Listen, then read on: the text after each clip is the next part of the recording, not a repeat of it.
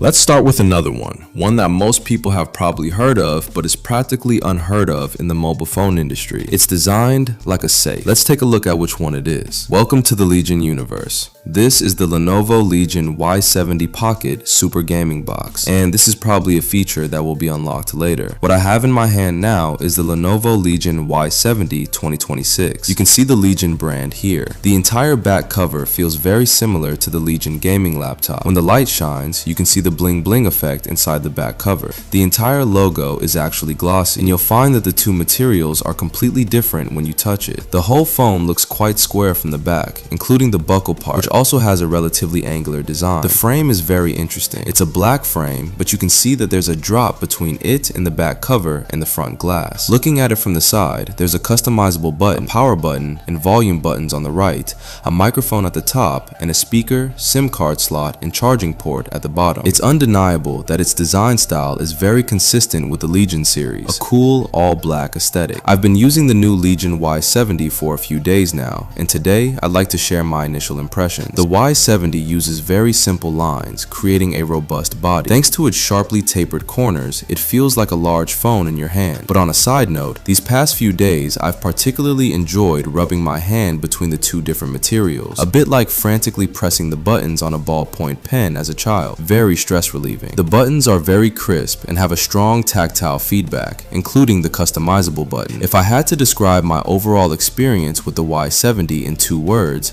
they would be robust and refined. The overall design style, including its straight lines, gives it a very rugged look, yet it's also quite understated. There's nothing overly flashy that immediately identifies it as a gaming phone. You can use it as a regular phone for everyday use, and it's perfectly suitable for many situations. Speaking of gaming, let me share my experience using it for gaming over the past couple of days. I downloaded several popular games such as Honor of Kings, QQ Speed, League of Legends Mobile, Delta Force, and Valorant. Games like Honor of Kings and QQ Speed, which aren't particularly demanding, were very easy to play, with excellent heat management and stable frame rates throughout the game. So I then tried Delta Force, which is more resource intensive, and found its performance to be very stable. I even downloaded a frame rate monitoring app, which supports up to 120 frames per second, and the frame rate remained consistently high. While high-load games like these usually generate a bit more heat, it was still manageable. I found the heat to be perfectly acceptable, and I was also surprised by its surprisingly good battery life. From the start of recording to the end of the game, which lasted about 14 to 15 minutes, the battery consumed 4%. Extrapolating, the battery consumption would be around 16% in an hour. For a relatively demanding game like Delta Force, the power consumption is quite good based on the performance. It seems quite good. You can also see the game space feature on the Lيجن gaming phone. For example, once you enter the game, there's a game assistant, and you'll find that the settings are basically the same as the Lيجن's. Currently, it's in balance mode. If you tap it to switch to beast mode, the entire screen will turn red. It also has features commonly seen on mobile phones, such as pop-up notifications, application pop-ups during gameplay, high energy loops, screen off AFK mode, and bypass charging. There's also a floating display that shows your CPU usage, GPU usage, current game frame rate, temperature, and battery level. This display method is very typical of the Lيجن, very typical of a desktop PC. Some users might like the style of this system. It's quite stock Android. You can see this in the icons displayed after pulling down the notification bar and the way notifications are shown. It uses a circle to display them, and clicking it brings up a pop-up. When you press the power button, the entire screen lights up from that side. If you use 2 fingers to tap,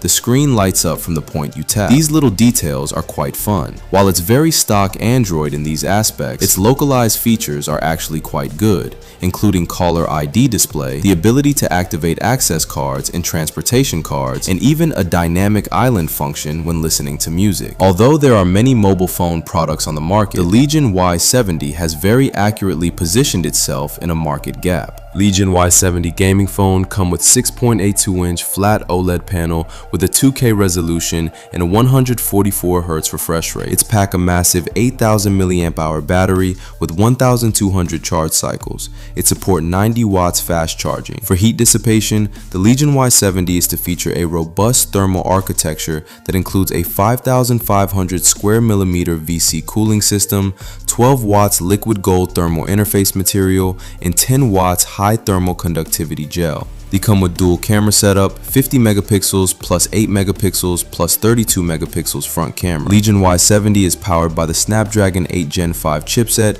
paired with 16 gigabytes of RAM and Android 16.